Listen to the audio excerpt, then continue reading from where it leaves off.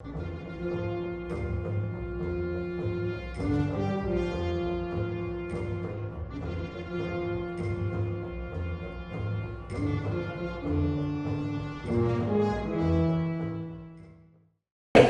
Ok. Entonces ahora sí, les vuelvo a dar la bienvenida a esta conferencia sobre Ruy Velo que nos presenta la poeta Blanca Luz Pulido. Y yo quisiera resaltar algunos aspectos antes de que Blanca Luz comience propiamente a hablar. Y es que es la segunda vez que Blanca Luz nos acompaña. Y es la segunda vez que nos acompaña con autores que generalmente no leemos en la licenciatura. ¿Por qué no los leemos? No porque no nos gusten, sino porque no nos da tiempo. La primera vez que Blanca Luz nos visitó, nos habló de Nuno Judiz. Y ahora es Ruy Velo. Y lo que pasa con... Yo hace unos momentos le pregunté, bueno, ¿no te gusta... SOA? Y me dijo, sí me gusta, pero él ya está muy traducido, etc. Entonces en esta segunda ocasión Blanca Luz nos acompaña y nos acompaña también de la Embajada de Portugal Jessica Flores, que ya vino con nosotros la vez anterior, y ella también va a tener un papel central en esta conferencia porque va a leer en portugués mientras Blanca Luz leerá en español. Me interesa mucho este ciclo, que es la literatura portuguesa leída por autores mexicanos, porque Blanca Luz, además de traductora, ensayista, claro, es poeta, y ella nos va a compartir la forma en que ella, como poeta, lee a otro poeta portugués. Y me interesa también porque a pesar de que efectivamente tengamos una veneración por la obra de Fernando Pessoa, no veo yo, sobre todo en las generaciones más jóvenes, que les guste la poesía, o sea, que les guste que se acerquen a la poesía. A veces como que tienen un poquito de miedo o qué sé yo qué pasa, ¿no? Y en ese sentido pues es importante y me parece muy formativo oír de otros autores y oír de voz de lectores privilegiados que son los poetas. Y digo lectores privilegiados porque indudablemente los leen desde un punto de vista crítico, pero, o sea, como lectores y como poetas, o sea, tienen una doble aproximación. A lo mejor si ustedes escriben, bueno, también tendrán una aproximación así, pero si solamente son alumnos, su aproximación será distinta, ¿no? Entonces yo les quiero presentar a Blanca Luz, dar un poquito de la semblanza de Blanca Luz, que es egresada de la licenciatura de Letras Hispánicas, aquí de la facultad, orgullosamente yo digo orgullosamente de Hispánicas, porque casi todo el profesorado de letras portuguesas es de Hispánicas, y lo cual confirma que tenemos esta, pues realmente este gusto, ¿no? Que no fue obligado ni de ninguna manera por la literatura en lengua portuguesa. Además de que estudió la licenciatura aquí en Hispánicas, estudió también una maestría en literatura mexicana en la UAP, en Puebla, y forma parte del tercer programa de formación de traductores del Colegio de México. Además, y esto quisiera resaltarlo mucho porque están ustedes aquí presentes, y me da mucho orgullo formar parte de este selecto club de gente que ha estudiado en la universidad, en este caso en Lisboa. Yo también fui a Lisboa con las becas del Instituto Camões. Entonces nosotros, ¿por qué lo quiero resaltar así especialmente? Porque supongo que cuando fuimos a Lisboa, pues tampoco nos pensamos que después íbamos a estar, algunos años después, hablando tú en una conferencia y yo presentándote. Digo, no fuimos al mismo tiempo, pero fuimos en este programa. Entonces, este programa es muy vivo, ¿no? Y bueno, aquí hay una muestra de ello. Blanca Luz ha publicado muchos libros de poesía. Voy a dar algunos títulos. Los días, pájaros, porque creo que tienes además una afinidad muy grande por las aves, ¿no? Al vuelo, o sea, le gustan las aves y vean cómo intitula a sus libros, ¿no? La tentación del mar, cerca, lejos, antología personal, poderes del cuchillo y Moonstruck. Moonstruck, sí, lunática. Lunática. Es una edición bilingüe, inglés-español. Algunos poemas suyos se han traducido al italiano, al francés y, claro, al portugués, como sería de esperar. Y si quieren algo de ella, si quieren encontrar algo de ella, lo pueden encontrar en nuestra colección Material de Lectura. La serie Poesía Moderna, material de lectura, son materiales para el estudiantado en ediciones muy accesibles y es el número 214, entonces ahí pueden encontrar, ¿no? Además es autora de libros de ensayos, entonces están ustedes viendo a una poeta, una ensayista, una traductora, o sea, de alguna manera la formación de una mujer de letras, ¿no? O sea, no hombres de letras, sino una mujer de letras en varios ángulos, ¿no? Y en relación con esto tiene Una familia de árboles, reflexiones sobre los libros y la lectura, editado en Guadalajara, y Cartas Lusitanas, notas sobre poetas y narradores portugueses, editado por la UNAM en el año 2012. Y sobre sus traducciones, bueno, ha traducido textos literarios del inglés, italiano, francés y portugués desde 1990 hasta la actualidad, y eso es una pequeña nota al calce para decir que las otras lenguas también, que le guste la traducción y que domina varias lenguas, y los ha publicado en periódicos, revistas y libros, ¿no? Entonces aquí tenemos, por ejemplo, de Ruy Velo, Transporte en el Tiempo, de Trilce Ediciones, Hombre de Palabras, de Ana Luisa Amaral, que desgraciadamente ya no pudo venir porque falleció. Es una poeta que ustedes deben conocer también, bueno, deben en el futuro, pero anótense los nombres porque son de estos nombres que para la poesía contemporánea son indispensables. De Ruy Collas también, Las márgenes sombrías, e incluso del brasileño Floriano Martins, Fuego en las cartas. Entonces, es miembro del Sistema Nacional de Creadores de Arte y ha sido becaria en la categoría de poesía y en la de traducción literaria. Ustedes creo que ya son varias veces que escuchan que los poetas pueden tener este tipo de becas, y también que hay becas de traducción. Entonces, pues evidentemente todo esto es un poco para que ustedes vean los derroteros de una carrera de letras, ¿no? De 2009 a 2023 fue profesora también, investigadora de la carrera de creación literaria en la Universidad Autónoma de la Ciudad de México, y también ha impartido talleres de poesía y de traducción para diversas instituciones culturales en México y en el extranjero. Entonces, Blanca Luz, bienvenida y pues adelante. Muchas gracias, jóvenes entusiastas.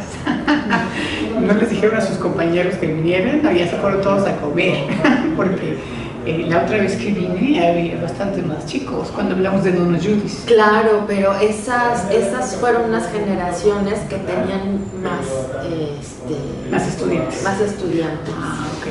O sea, porque de la nueva generación solo la tenemos a ella, a Leslie. Se han inscrito menos ahora, sí. 6 veces más.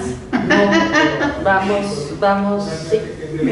Bueno, pero también los otros, sí, las otras sí, está bien. ¿verdad? Pero bueno, en fin, así es la vida. Unos cuantos electos. Recuerdo una cosa que decía la gran Fiamma Hash, se dice así, siempre ese nombre me cuesta trabajo. Hash, porque es un nombre que es alemán, ¿no?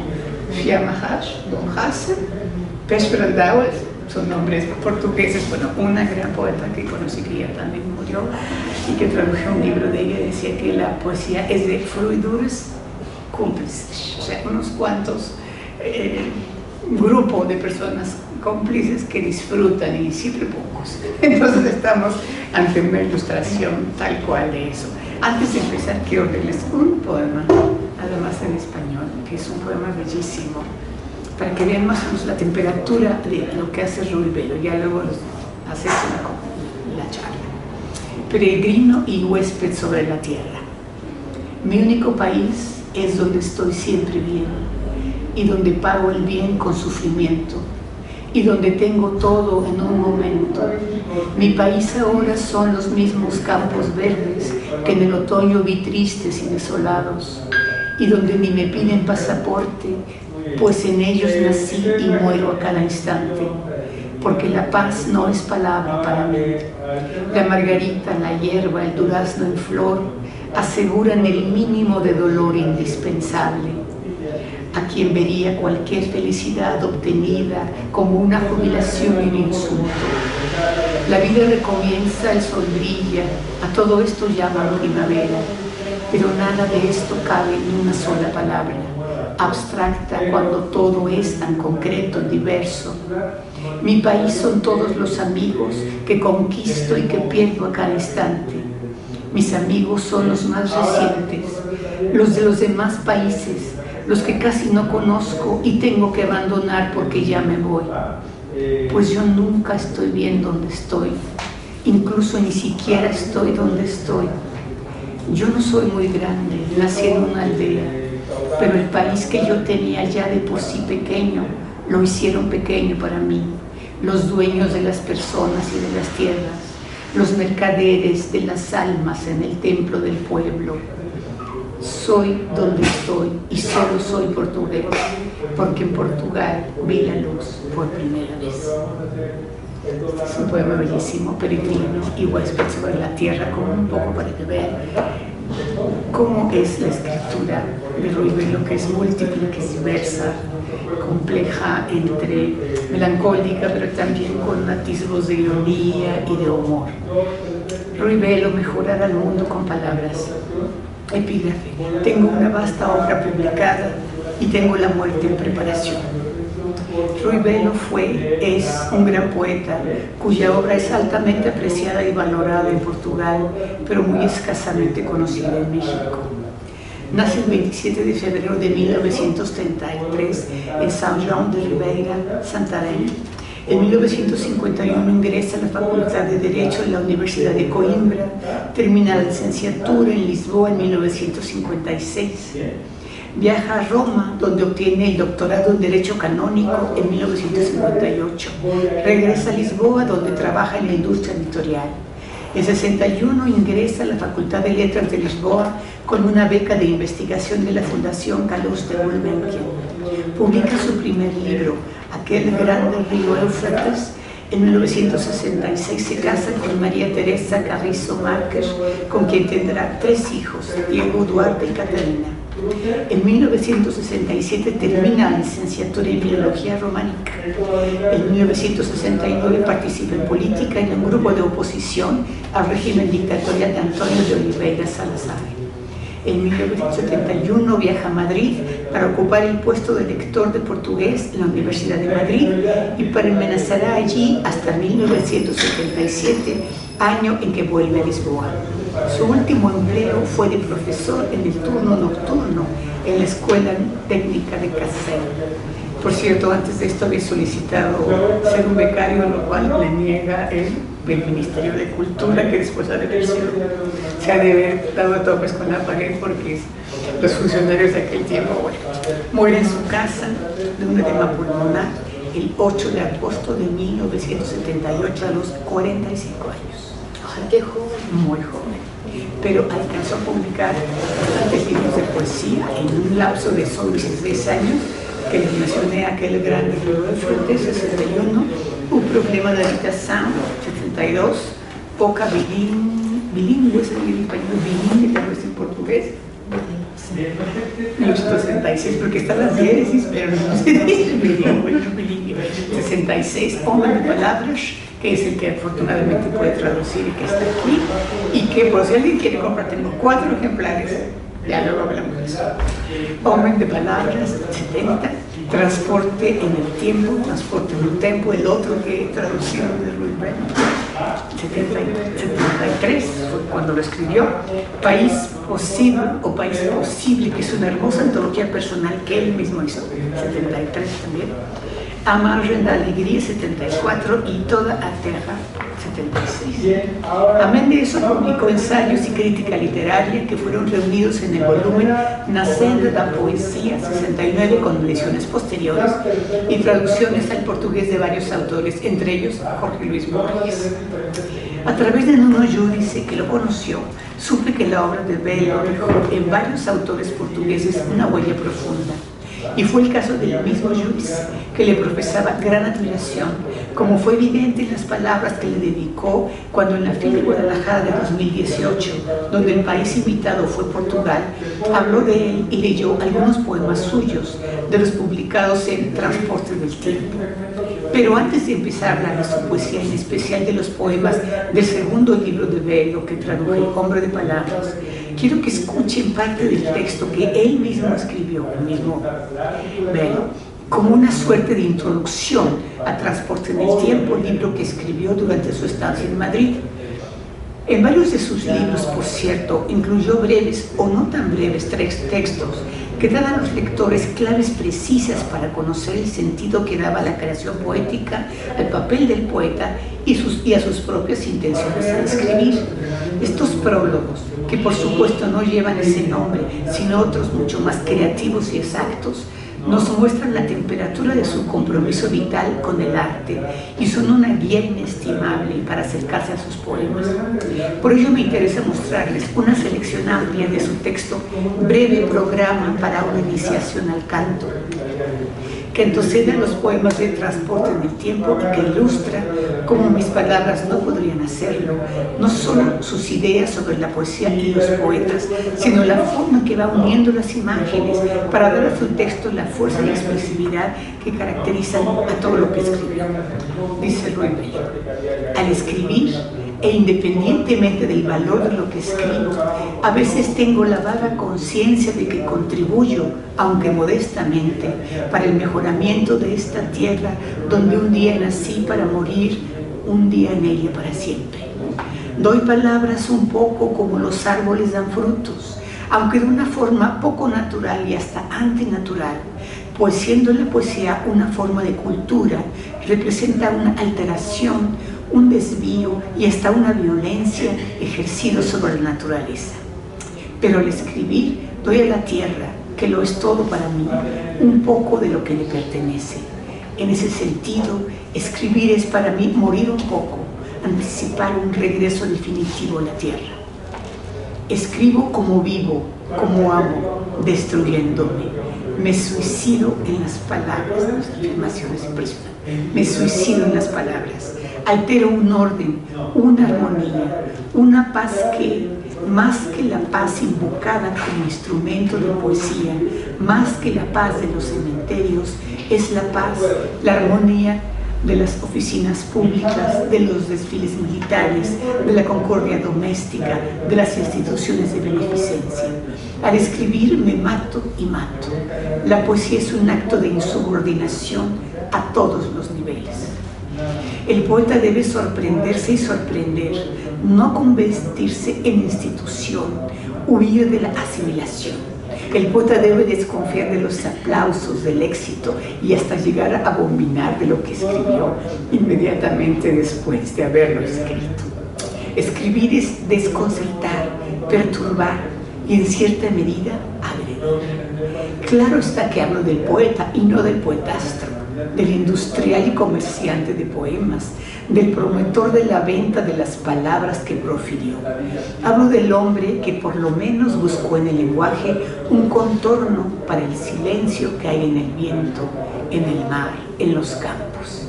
Y cuando escribía prosa, escribía poesía, como podemos hoy. Después de estas declaraciones entre libertarias y anarquistas, pero con un dejo de honda raíz en el mundo, en la tierra, en las palabras que para Ruy Belo eran entidades tan reales como la realidad, remata este breve programa para una iniciación al canto con el siguiente rotundo párrafo que condensa su visión de la poesía y del poeta como artesano de la palabra que se debe al mundo y al que espera la misma tierra donde todos al final acabaremos.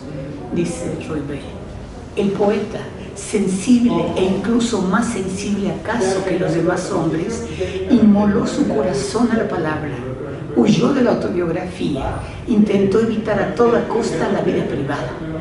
Ay de él si no descendió a la calle, si no se ensució las manos con los problemas de su tiempo, mas ay de él también si, sin esperar una inmortalidad rotundamente incompatible con su condición mortal, no tuvo siempre los ojos puestos en el futuro, en el mañana, cuando haya más justicia, más belleza en esta tierra en la cual ya será finalmente tranquilo, finalmente pacífico, finalmente adormecido, finalmente señor y súbdito del silencio que en vano intentó aprender con palabras, finalmente disponible ya no tanto para el sonido de las campanas como para el sonido de los cascabeles y de los cencerros, de los animales que comen la hierba que al final crecerá en el suelo que él, al pudrirse, abonó con su cuerpo merecidamente muerto y sepultado.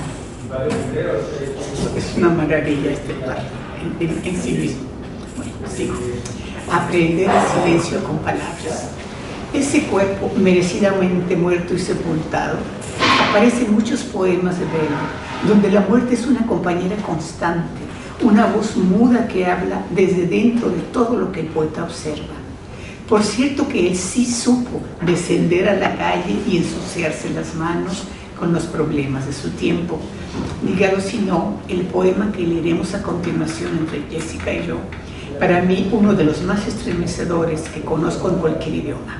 Hablo del poema Oh, las casas, las casas, las casas, del libro Hombre de Palabras, poema a la vez social y metafísico, transparente y lleno de misterio. Primero lo escucharemos en portugués y luego en español. Oh, as casas, as casas, as casas. As casas nascem, vivem e morrem. Enquanto vivas, distinguem-se umas das outras. Distinguem-se designadamente pelo cheiro. Variam de sala para sala. As casas que eu fazia em pequeno. Onde estarei eu hoje em pequeno? Onde estarei, aliás, eu dos versos daqui a pouco?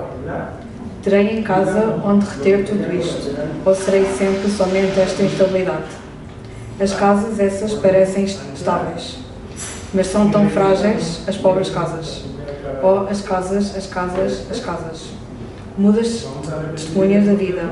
Elas morrem não só a ser demolidas, elas morrem com a morte das pessoas. As casas de fora olham-nos pelas janelas. Não sabem nada de casas ou construtores. Os senhorios, os procuradores, os ricos vivem nos seus palácios, mas a casa dos pobres é todo o mundo. Os pobres, sim, têm o conhecimento das casas. Os pobres esses conhecem tudo. Eu amei as casas, os recantos das casas. Visitei casas, roubei casas. Só as casas explicam que exista...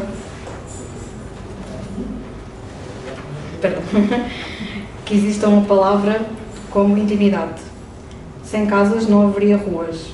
As ruas onde passamos pelos outros, mas passamos principalmente por nós. Na casa nasci e hei de morrer. Na casa sofri, convivi, amei. Na casa atravessei as estações, respirei. Oh, vida simples, problema de respiração. Oh, as casas, as casas, as casas. Oh, las casas, las casas, las casas. Espero haber trasladado con cierta dignidad este poema. El español es más lento que el portugués, como sabemos. Oh, las casas, las casas, las casas. Las casas nacen, viven y mueren. Cuando están vivas se distinguen unas de otras. Se distinguen sobre todo por su olor. Varían incluso de cuarto en cuarto. ¿Estará hoy el niño que fui en las casas que construí cuando niño? ¿Y dónde estaré de aquí a unos versos? ¿Tendré una casa donde guardar todo esto o seré siempre solo esta inestabilidad? Las casas, en cambio, parecen estables, pero son tan frágiles las pobres casas. Oh, las casas, las casas, las casas, mudos testigos de la vida. Ellas mueren no solo cuando son demolidas, ellas mueren con la muerte de las personas. En la calle las casas nos miran desde sus ventanas. Los constructores no saben nada de casas, ni los dueños, ni los administradores. Los ricos viven en sus palacios, pero los pobres tienen por casa el mundo entero. Los pobres sí conocen las casas, los pobres conocen todo. Yo amé las casas, los rincones de las casas, visité casas, toqué casas. Solo las casas explican que exista una palabra como intimidad. Sin casas no habría calles, las calles donde fingimos ser otros, pero sobre todo fingimos ser nosotros. En una casa nací y he de morir, en una casa sufrí, compartí, amé. En una casa atravesé las estaciones, respiré, oh vida, simple problema de respiración. Oh, las casas, las casas, las casas. Es un poema extraordinario. Yo siempre que lo veo así. El primer poema que me conmovió más de Ruy Belo, y podemos ver ahí cómo parece que cambia de un tema a otro, pero siempre dentro del mismo. No tiene comas la escritura de Ruy Belo. Muchas veces no hay ni siquiera estrofas. Con una mayúscula marca que hay un cambio evidente de tema. En algunos poemas sí hay estrofas, pero en la mayoría de sus poemas no hay estrofas. La mirada de Ruy Belo sobre todo lo que toca tiene a la vez la inocencia de un niño y la melancolía de un viejo. Y en la lectura de sus versos, ora fluyen, ora nos hace detenernos, imponiendo una respiración particular, sincopada, con una modulación a veces de prosa, con un discurso donde, debido a la ausencia de puntuación que caracteriza su obra, que solo incluye mayúsculas como un signo de cambio de idea en los poemas que no tienen estrofas, es el lector quien establece los ritmos y las pausas. El mismo Belo habla de ello en uno de sus ensayos, cuando escribe: la poesía, tal como la música, es susceptible de una interpretación que, de manera especial, está ligada a la primera lectura. El lector debe recorrer en sentido inverso el mismo camino que el poeta recorrió. En cierto sentido, la interpretación es una segunda creación, es una adhesión inmediata al espíritu del arte. ¡Qué frase! La dignidad superior de la poesía moderna reside precisamente aquí, en dar al lector la libertad de un poeta. En los poemas de Ruy Belo encontramos un abanico muy amplio de temas, como lo muestra esta breve relación de títulos de los poemas del libro Hombre de Palabras: literatura explicativa, el Portugal futuro, a los hombres del muelle, 5 palabras, 5 piedras, que se lo vamos a ver, vicio de matar, algunas proposiciones para niños, también lo vamos a leer. Lot habla con el ángel, la muchacha de Cambridge, esta calle es alegre, cambiando de tema, que veremos un pedacito. No sé nada, yo venía a vivir y me dieron días, que no vamos a leer, pero son poemas bellísimos. En muchos de ellos destacan, sin embargo, 2 o 3 asuntos principales: el tiempo, la muerte, la identidad. El amor también, no lo escribí, pero también es un tema que está no muy presente, pero sí es importante en su obra. Y las preocupaciones de índole social, sin caer nunca en una literatura de tipo panfletario. Y la epígrafe que leí al principio de esta plática proviene precisamente del poema Cambiando de tema. Son los 2 versos finales, y me atrevo a decir que están entre los más conocidos y citados del poeta. Tengo una vasta obra publicada y tengo la muerte en preparación. El poeta y crítico Gastão Cruz, en uno de los brillantes textos que escribió sobre Ruy Belo, señala que en ese poema puede encontrarse uno de sus procedimientos literarios frecuentes, pues, cito a Gastão, ejemplifica perfectamente una construcción basada en una constante diferenciación de asuntos o incluso de motivos, frase con frase, asuntos y motivos entre los que existe una relación temática elíptica.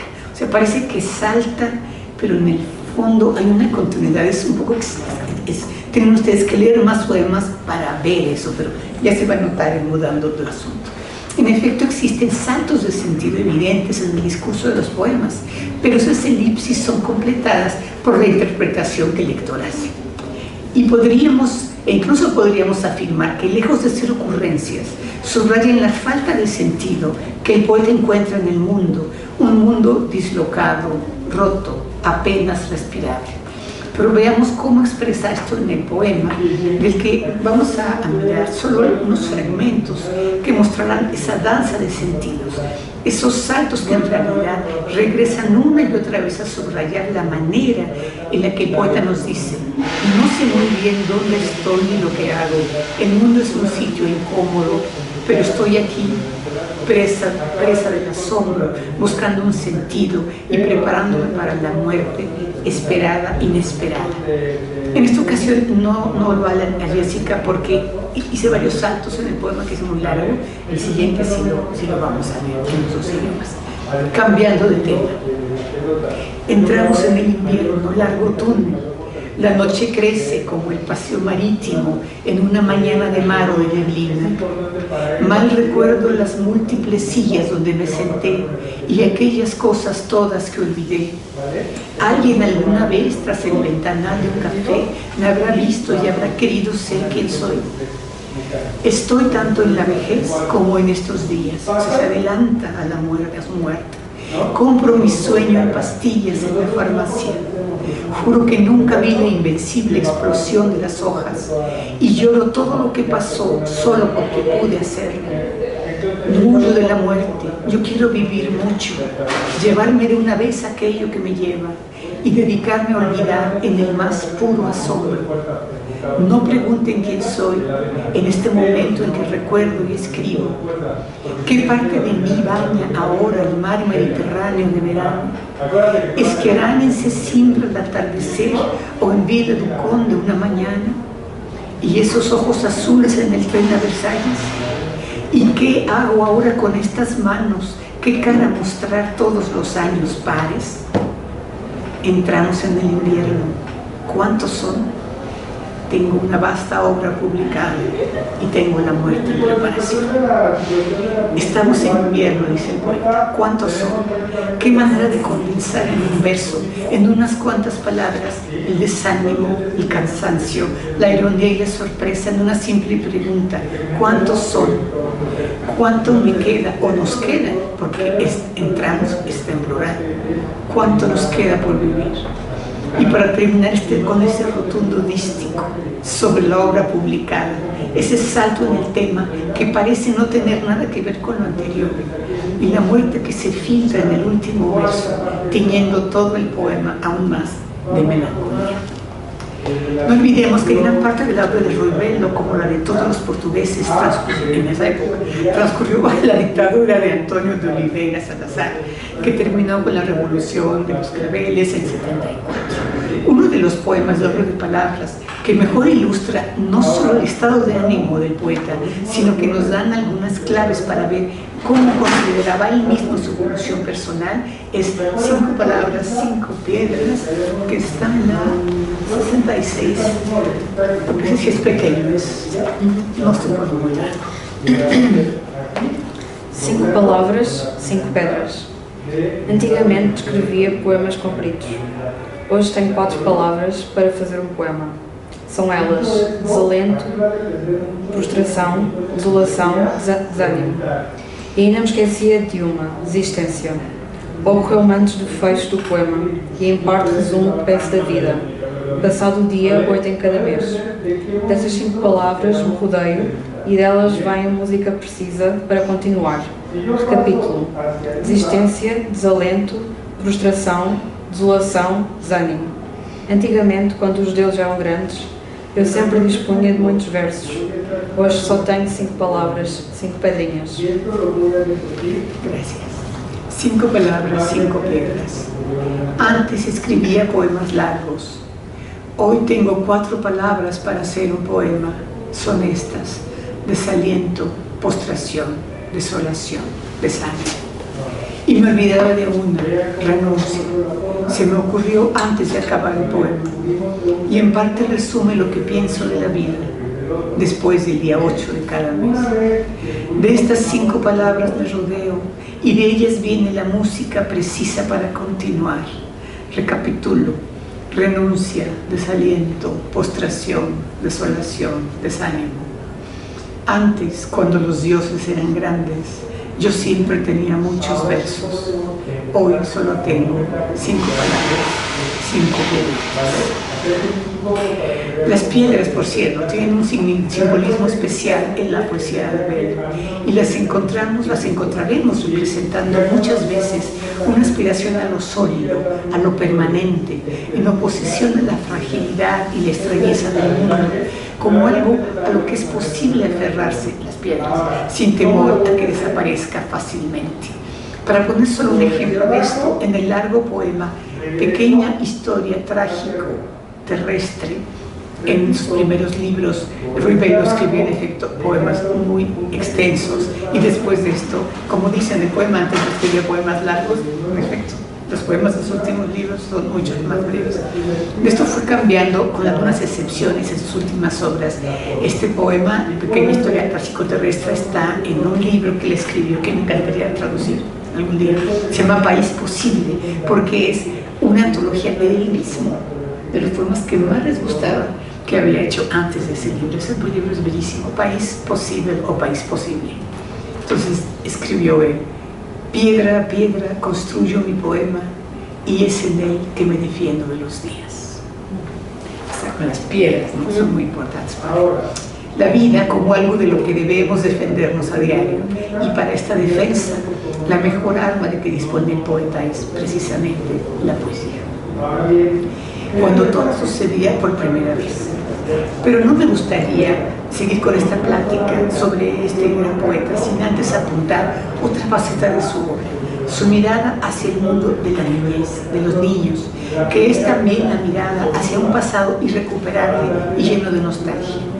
Bastantes de sus poemas en diversos libros hablan del pasado, de su pasado, como una tierra perdida, donde se vivía más a flor de tierra, donde los sentimientos se expandían y condensaban lejos de la mirada sensora del mundo adulto. Además, el poema que les presentaré, algunas proposiciones para niños, en este poema se encuentra un recurso retórico interesante que Verlo empleó en varias ocasiones, tanto en poesía como en ensayos. Plantean el poema como si fuera una serie de propuestas o proposiciones lógicas, de afirmaciones, a partir de las cuales se crea una imagen mayor, como si fueran pinceladas de un cuadro en el que cada verso, cada proposición va agregando detalles hasta que al final, en esos finales tan desconcertantes que caracterizan mucho la poesía de este autor, el cuadro queda completo o incompleto, como si se hubiera interrumpido más que terminado, que es otra característica de algunos de sus poemas. Entonces vamos a ver algunas proposiciones para niños. Algumas proposições para crianças. A criança está completamente imersa na infância. A criança não sabe o que há de fazer da infância. A criança coincide com a infância. A criança deixa-se invadir pela infância como pelo sono. Deixa cair a cabeça e voga na infância. A criança mergulha na infância como no mar. A infância é o elemento da criança como a água. É o elemento próprio do peixe.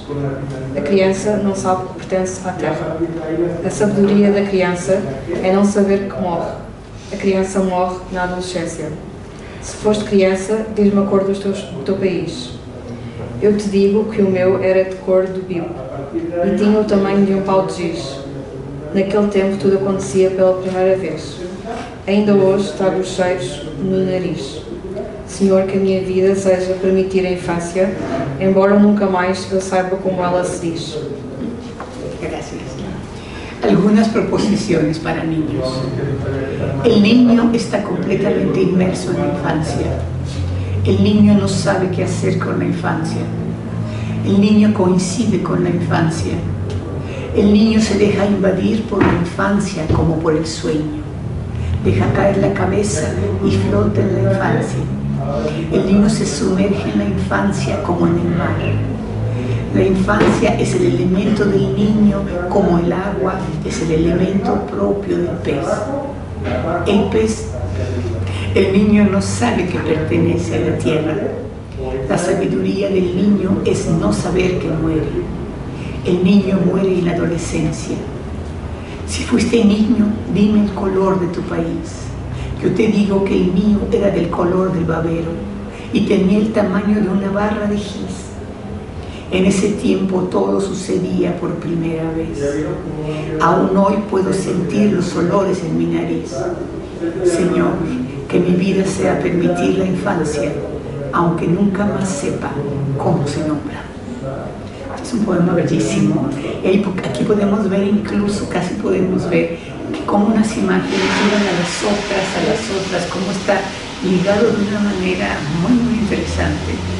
Y claro, Ruy Velo en algunos ensayos que escribió sobre poesía dice que la poesía es difícil, como todo es difícil, los sonetos, todo.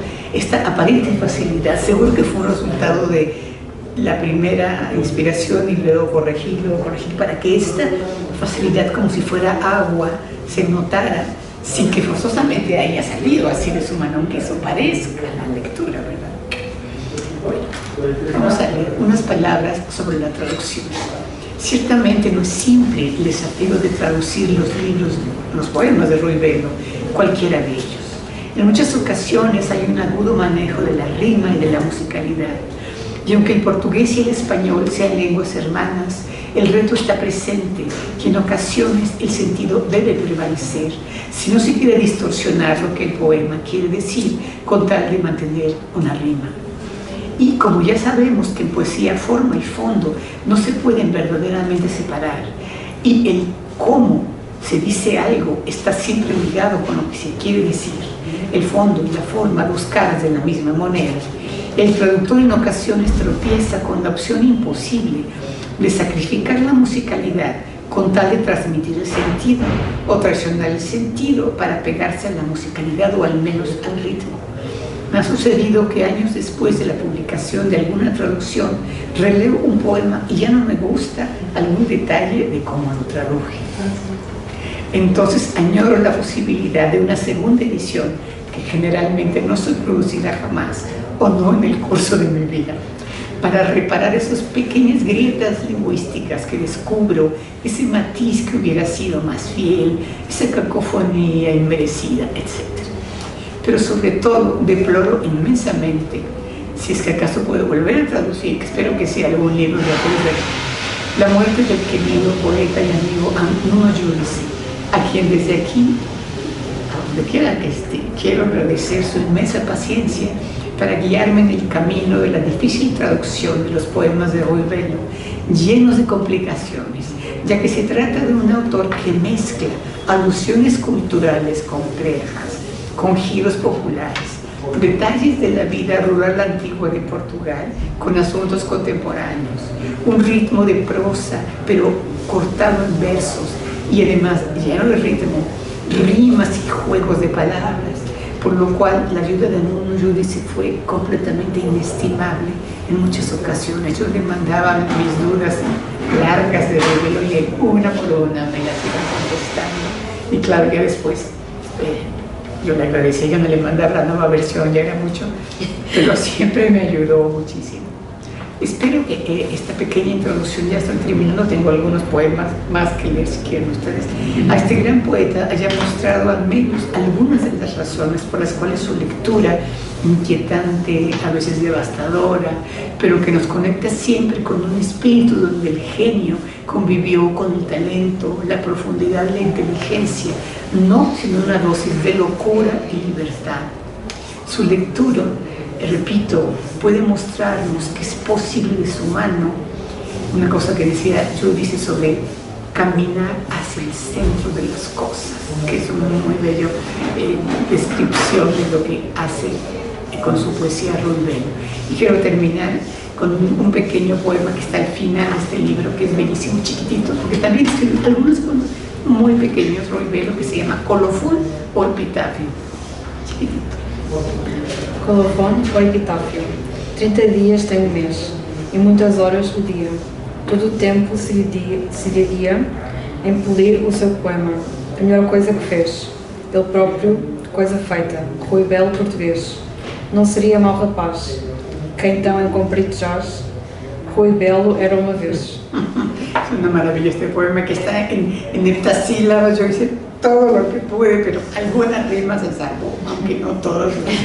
En fin, colofón o epitafio. 30 días tiene el mes y muchas horas el día. Todo el tiempo se le iba a componer su poema y fue lo mejor que hizo terminarse él mismo. Rui Belo portugués no fue un mal muchacho quien aquí yace tendido. Rui Belo era una vez. Muchas gracias. No, gracias.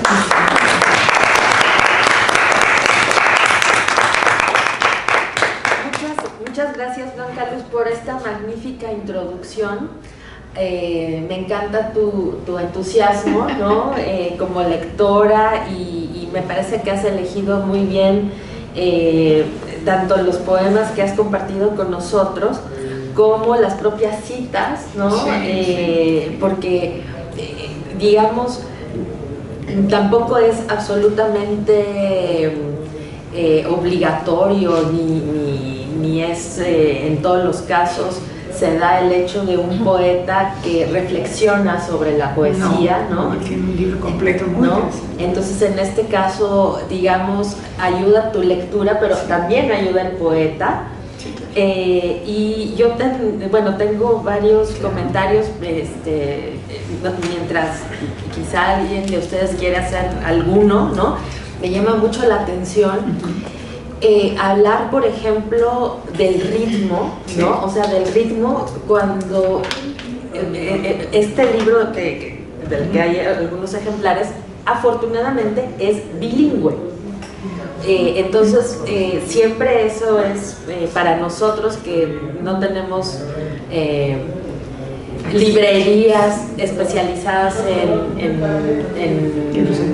lengua portuguesa, en libros de lengua portuguesa, se agradecen las ediciones bilingües porque, por una parte, la traducción, por supuesto, que ayuda, aunque lo que bien comentas es de la misma manera que el poeta, en este caso, quizá él sí tenga la oportunidad en otra edición modificar algo. En la traducción, bueno, nos decidimos por esto y a veces pues sí decimos sí, mejor aquí hubiera ido otra cosa, ¿no? Pero tener una edición bilingüe es muy rico porque va a estar allí el texto del que se parte. Entonces, digamos, dentro de todo lo que ayuda la reflexión del poeta, pero tu propia lectura en relación con una obra o con poemas en los que no hay puntuación, ¿cómo enfrentar la cuestión del ritmo? Pues, ¿cómo te diré? Siguiendo, apegándome lo más posible al original. El original es así como la Biblia, ¿no? Y finalmente esos mismos,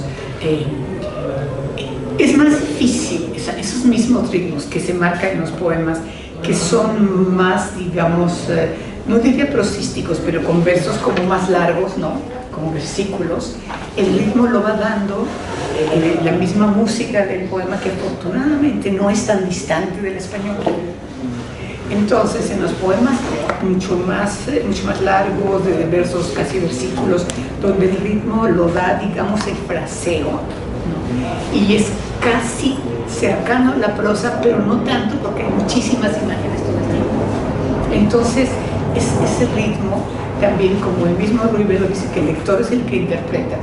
Entonces, en ocasiones hay que hacer como pausas, pero no están marcadas por espacios dentro de los versos, pero casi siempre cuando hay un cambio está con el verso de abajo. Entonces yo pienso que a la segunda o tercera vez que lo lees, entonces mira, esto significa tal, y al lector también le toca, porque si el autor en el original no hizo una, digamos, marca ahí tipográfica, hay que traducirlo igual. Claro.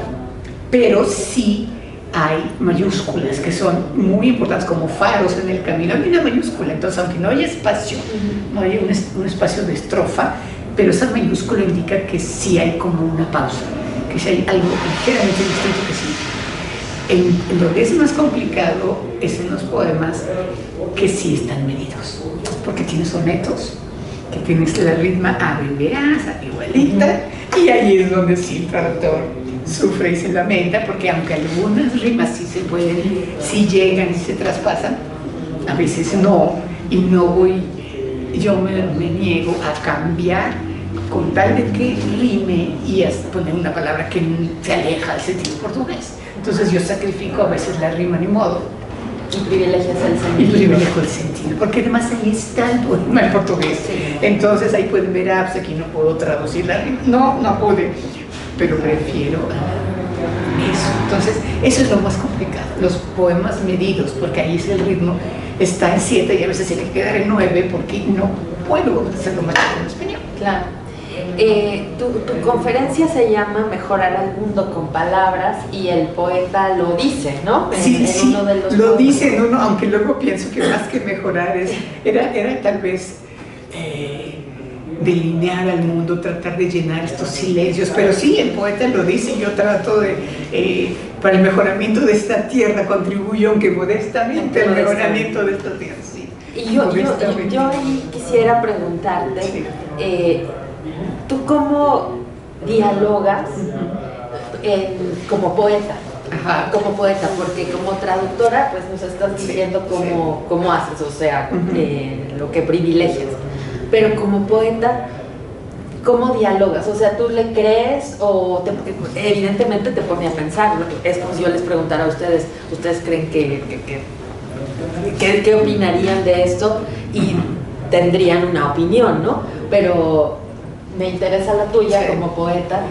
Yo pienso que cualquier poeta mejora el mundo con palabras en el sentido de que crea otros mundos dentro del mundo, mundos de palabras, mundos que tienen la referencia tal vez a una realidad externa al poema, pero que son en sí, digamos, acrecentamientos de la realidad, si pudiera yo decir eso. O sea, Rivero y los grandes poetas nos hacen mirar el mundo de otra manera. O sea, los poemas de amor nos hacen ver otras facetas del amor, los poemas del desaliento también nos muestran una manera, aunque sea, digamos, una proposición de tristeza o de desolación, la forma en que crea el poema es una maravilla, la forma en que lo va hilando eso, aunque, digamos, el tema del poema sea oscuro, sea triste, te puede dar alegría poder ver cómo se pudo hacer esa construcción, ese edificio global. Y entonces hay poemas de él que son maravillosos, incluso esta frase que pesqué al final en un libro que no le dice A Fonte d'Arte, que es el título de uno de sus ensayos, La Fuente del Arte, dice, no, es de un poema, por cierto, no es un ensayo. O receio da morte é a fonte da arte, o sea, el miedo de la muerte es la fuente del arte. Entonces, podemos tener miedo a la muerte, a las desilusiones, a la tristeza, pero el arte nos da esa forma como de escapar de esa realidad que a veces nos constriñe y crear en esa lectura, tener como un mundo independiente, un mundo rico, un mundo que los poetas se esforzaron por crear y por construir como lectores. Creo que nos podemos enriquecer mucho con esos mundos. Eso es lo que no sé si contesté tu pregunta. Sí, digamos, me la respondes y creo que comparto lo que has explicado, pero digamos, me parece que la perspectiva de alguien que crea también, ¿no?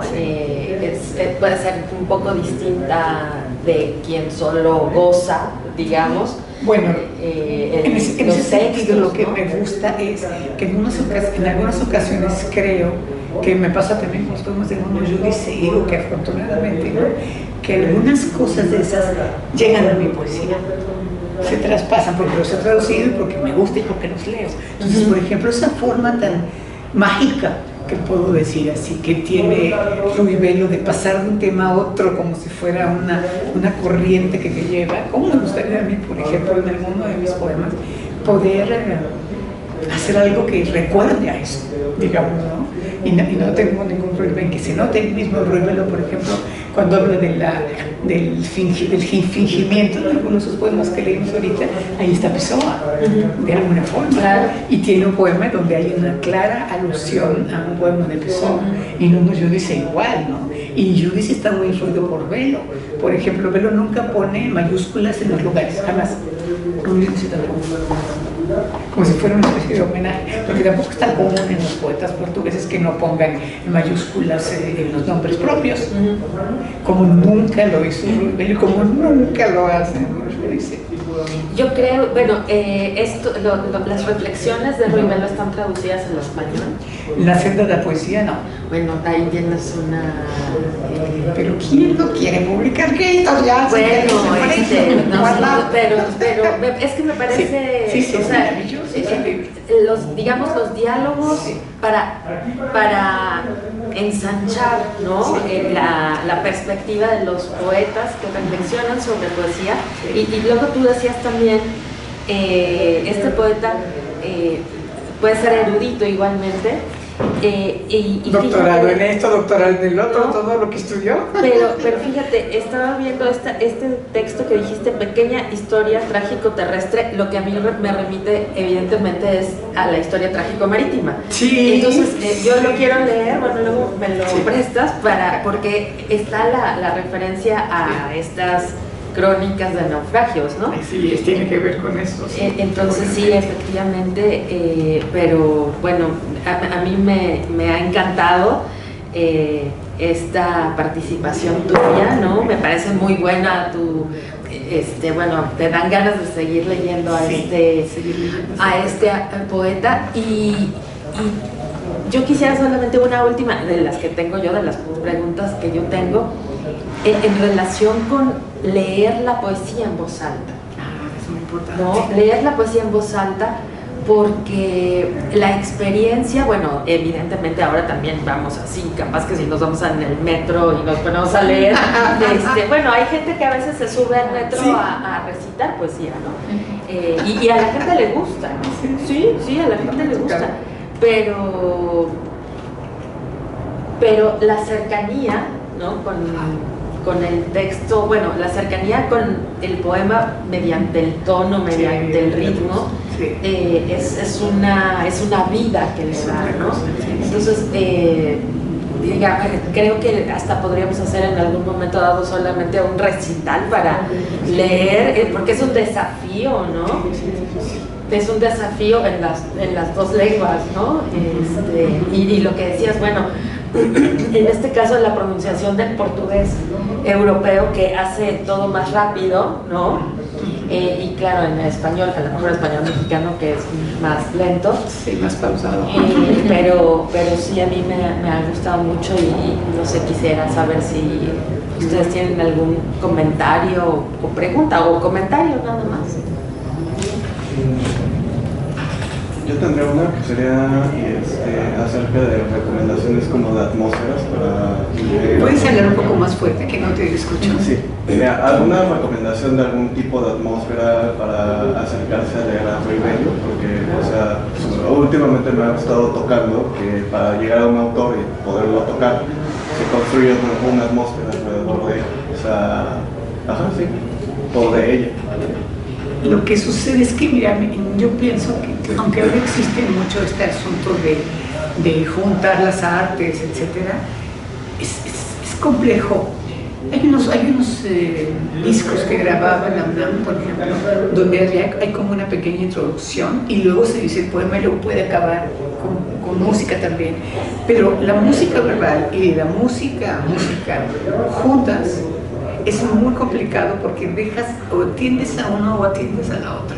Ese es mi punto de vista. O sea, tú puedes ambientar, no sé, yo lo haría con jazz, por ejemplo, este poeta con John Cage, no sé, o sea, poeta buscando a lo mejor la música Él vivió, murió en los 74, pero ya había algo de jazz, o buscan en su obra algunos compositores que tal vez pueden mencionar, no estoy segura ahorita, pero creo que si tú amalgamas, digamos, la música y la poesía, no escuchas bien las ideas y los versos, las imágenes del poema, porque te distrae mucho la música. Te vas con la música y el poema entonces queda un poco relegado y mejor la música predomina y parece así como, no sé, suena como a recital del pueblito tal, y vamos a oír un poema y tal, la banda, o sea, ya sé que no tiene que ser eso, ¿no?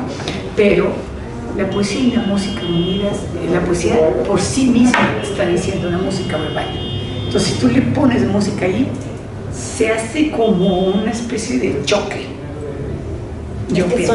Las dos son artes temporales, ¿no? Entonces... Exacto, y las dos son música, la música de las palabras te está diciendo el ritmo, y se ha perdido, como dice Alma, desgraciadamente, como dice la maestra Alma, se oye poca música, pocos poemas, se escuchan pocos poemas. Y ustedes tienen la gran ventaja, bueno, todo el mundo tiene la gran ventaja de descarga cultura, que gratis, hay cantidad de poetas que leen sus poemas. Por cierto, tengo el honor de estar entre ellos, pueden buscar mi nombre y ahí hay una selección de mis poemas de descarga cultura, donde una vez nos fui a leer a Radio UNAM y ahí quedan, ¿no? Y también leí unos poemas de Nuno Yudice por ahí, y él creo que mandó unos audios en portugués, entonces está muy bonito. Y tienen ahí las cartas a un joven poeta, tienen también poetas, otros poetas mexicanos, está Carmen Villoro, está Coral Bracho y muchos otros poetas mexicanos de varias épocas. Entonces ustedes ya pueden escuchar y así pueden ustedes llegar a leerlo, porque para disfrutar poesía hay que leerla en voz alta, mucho más que nada más en silencio. Y Ruibe lo que tiene, a veces juega mucho con los sonidos, si se lo notaste un poco, pero hay poemas donde juega más, todavía juegos de palabras constantemente, entonces eso hay que escuchar. No sé si respondí a tu pregunta. Gracias. Bueno, ahorita yo me encuentro en un proyecto de traducción con la doctora Alma. Bueno, nosotros traducimos teatro. Entonces, yo quería preguntar un poco, ya respondiste que en la poesía priorizas más mantener el sentido que la estructura en sí del poema. Eso también lo llevas a otro tipo de textos, no solo el poesía, o sea, para ti siempre es más relevante el sentido exacto que la forma en sí. En ocasiones, afortunadamente con el portugués, como es una lengua hermana, a veces se pueden ambas cosas. Muchas palabras semejantes, con un tono semejante, y entonces tienes la estructura, la musicalidad y el sentido. Ahora, cuando tienes que elegir, allí sí yo me voy por el sentido. No tanto por que suene igual, porque entonces vas a distorsionar lo que el poeta o lo que el escritor quiso decir. ¿No tendrías también, bueno, me surgió la duda escuchándolo a él, digamos que cada género tiene sus particularidades, digamos un poema rimado y metrificado? Sí, eso sí está hecho, ¿no? Sí. Pero en un parlamento... Sí, en el teatro creo que eso es mucho menos... digamos la forma, o depende del caso, ¿no? Claro, Depende porque del si estás hablando de parlamentos, de diálogos que sean como cotidianos, no habrá tanto énfasis en la forma, y entonces no puedes traducir. Claro, si el estilo es elegante, no un estilo elegante; si el estilo es popular, no un estilo popular. Ahí más bien tienes que fijarte en el nivel, yo creo, en el nivel del habla que está manejando el autor original. Por ejemplo, si es en los 60s, vamos a introducir un giro muy moderno, tienes que fijarte más o menos en el español de los 60s, yo diría aproximadamente así se puede. Entonces ese es el reto, yo creo, del teatro, más que diferente de poesía, supongo. O si vas a adaptar, híjole, ahí es difícil, porque ¿qué adaptas? ¿Qué dejas? Actualmente hay una gran corriente de teatro que adaptan, y a veces sale bien la adaptación y a veces no tanto. Preferirías, lo hubieras dejado exactamente en el tiempo en que fue hecho, pero les da por adaptar mucho al actual. Entonces salen celulares, en un texto que no había, pero bueno, ya esas son visiones ya como depende de cada género que se traduce. La traducción es todo un campo. Yo. Claro. Yo sí creo, ¿no? Y aquí están algunos estudiantes que podrán confirmarlo. Siempre que les entrego el programa para que elijan un texto, después de que hacen su presentación, el texto me habló mucho a mí, ¿no? ¿Por qué crees, Blanca, que la poesía de Ruy Velo te escogió para traducirla? Mira, yo pienso, yo viví en Portugal un tiempo, ahí tuve la suerte de conocer a Dono Giudice, a Fiamma, Hasper Brandão, el mismo Gastón Cruz. Nos reuníamos, se reunían ellos y yo, a un pequeño café que los sábados en la tarde se reunían. Y entonces, de alguna forma, mientras yo estudiaba ¿cómo se llama? Pues fue como 7 meses más o menos de traducción, ¿no? Se llama tenía una forma, no fue exactamente una licenciatura, fue un curso, ¿no? Un programa para traducción, exactamente. Y entonces dentro de todos los autores que leíamos estaba Ruy Velo, salía por ahí una y otra vez. Y entonces también empezó a llamarme mucho la atención. Iba yo a las librerías y entonces veía los libros, conseguí un libro de Nuno Giudice, que también sería muy bueno traducirlo, se llama Viaje por un siglo de literatura portuguesa. Y entonces ahí mencionaba obviamente a Ruy Velo. En alguna ocasión le pregunté algo y me dijo que era maravilloso, gigantesco, y entonces el libro que veía me topaba, que me topaba de Ruy Velo, no compré todo, me faltan como 2, pero sí tengo la mayor parte de su obra. Y entonces, de alguna manera, otros amigos que conozco que traducen, que lo admiran mucho. Entonces, cuando se presentó la oportunidad, la primera de traducir este libro, yo ya estaba, fue en el 2018, incluso estaba traduciendo otro libro yo, que me invitaron a la editorial, porque se estudiaron muchas actividades sobre Portugal en el 2018. Y entonces yo ya estaba comprometida para traducir un libro de Manuel Alegre, muy bonito, que se llama Todos los poemas son de amor, que es una antología bellísima de los poemas de amor de Manuel Alegre. Y entonces yo supe que iban a encargar la traducción de este libro. Yo ya estaba comprometida a decir, yo lo quiero hacer yo. Yo pensé, ¿a qué horas la voy a hacer? Tengo mis clases, ya tengo la de Manuel Alegre. No me importó. Yo dije, yo quiero traducir ese libro, no importa qué horas la hagan las madrugadas. Y entonces así fue como me encontró Ruy Velo. O sea, yo me clavé y dije, yo no sé cómo lo tengo que hacer. Y fue un enloquecido, pero lo traduje. Entonces yo creo que es un poco el destino también. Si ya desde antes estaba en Portugal, pues aproveché todo lo que pude ahí para comprar libros, conocer gente y empaparte del espíritu, que a veces no lo haces así. No me voy a empapar, pero lo haces por estar allí, ¿no? De alguna forma. Y en la cuestión del silencio, por ejemplo, ¿cómo dialoga con tu propia creación los silencios que encuentras también en Ruy Velo y tus textos?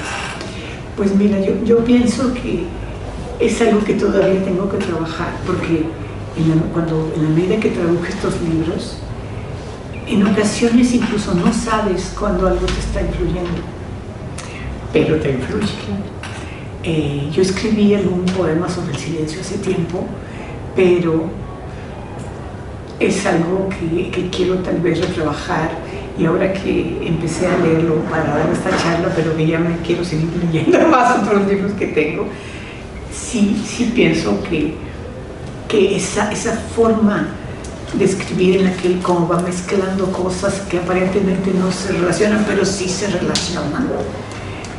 Por ejemplo, ya en muchos de mis poemas yo ya no pongo puntos, mis estrofas ya no tienen punto final, trato de no cargarlas tanto, digamos, de signos de puntuación, sin que eso implique que no se entiendan, que eso es lo difícil, que para dejar de usar la puntuación tienes que ser muy claro sintácticamente o darle suficientes pistas al lector para que no sea simplemente confuso. Entonces yo sí creo que la poesía, la de Nuno Giudice, tal vez en menor medida o que no sea consciente para mí, pero yo sí quiero que me siga influyendo. De alguna manera sí lo puedo decir así. Es un poeta maravilloso, muy difícil traducir, eso sí. En muchos retos, tiene muchos retos. En esta cuestión de la traducción, yo diría que de la misma manera que Ruiz Velo dijo en algún momento, ¿no? El poeta es parte de su contexto, de su tiempo. Yo creo que los traductores también, ¿no? Y siempre nos quedamos cuando releemos, híjole, debía haber puesto esta, pero... No soy la única, qué bueno. Pero no, con esta guía como, sí, bueno, esta era palabra la no estaba, traductora, debía ser esta. pero eras la traductora de ese momento, de ese contexto, de ese instante, ¿no? Ya ahorita eres otra Blanca Luz, ya después somos otras personas. Sí, ojalá que pude tener esa oportunidad, pero nunca sé, por ejemplo, si las ediciones se acaban, si no se acaban, es así como merecen en traducir libros de autores, yo digo franceses, portugueses y de cualquier otro país, ¿no? O sea, si la poesía aún de los autores mexicanos cada vez encuentra canales más difíciles para poderse publicar ahora de otros autores y ediciones bilingües. No, bueno, por eso este libro es una joya.